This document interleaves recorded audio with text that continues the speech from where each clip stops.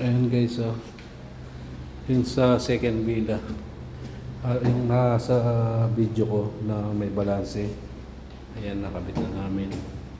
Kabit na ng mga tropa. Ayan, linis na. Bali, di-decide na lang nila kung may 100 siya dito sa taas hanggang sa penthouse yan. Ayun o, di-decide nila kung may 100 siya yan. Ipapa-inspection namin nasa penthouse.